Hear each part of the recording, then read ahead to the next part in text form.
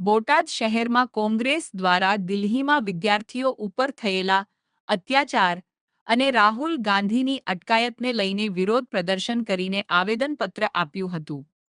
બોટાદ શહેરમાં કોંગ્રેસના કાર્યકરો દ્વારા મામલતદાર કચેરી ખાતે સરકાર વિરુદ્ધ સૂત્રોચ્ચાર પોકાર્યા હતા. આ સાથે કોંગ્રેસે ધર્મેન્દ્ર પ્રધાનના રાજીનામાની પણ માંગ કરી આવેદનપત્ર આપ્યું હતું. કોંગ્રેસ કાર્યકરોએ ન્યાય નહીં મળે તો દિલ્હી કૂચ કરવાની ચીમકી ઉચ્ચારી છે.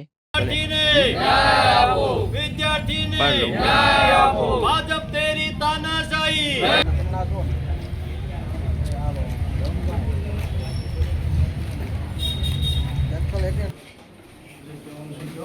લખ્યું છે સાહેબમાં જે અમારો અવાજ છે તે ઉપર લગન પોગાડો. ધર્મેન્દ્ર પ્રધાનનું રાજીનામું તો તમે ન લઈ શકો, પણ અમારી માંગણી એવી છે કે તમે ઉપર પોગાડીને રાજીનામું લેવડાવો તો વધુ સારું.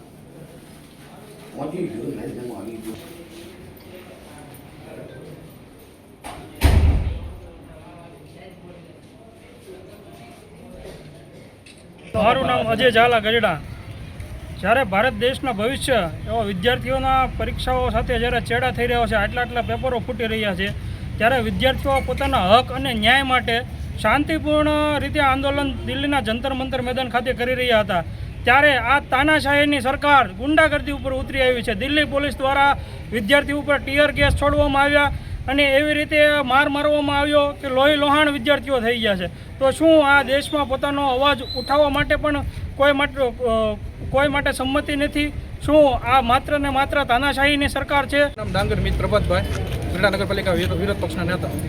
આજરોજ મામલતદાર કચેરીએ તમામ ગઢડા તાલુકા અને શહેરના કોંગ્રેસ સમિતિના મેમ્બરો સાથે અને ગઢડા નગરજનોને સાથે રાખીને આવેદનપત્ર આપવામાં આવેલું છે. જે જંતર મંતર ખાતે જે લાઠીચાર્જ અને જે ટીયર ગેસ છોડવામાં આવ્યો છે અને વિદ્યાર્થીઓ સાથે અન્યાય થાય છે તેની માટે આવેદનપત્ર આપવામાં આવેલું છે. અને ટૂંક સમયમાં જો ધર્મેન્દ્ર પ્રધાનનું રાજીનામું નહીં આપવામાં આવે તો દિલ્હી પણ જવાની અમારી તૈયારી સાથે આવેદનપત્ર આપે છે.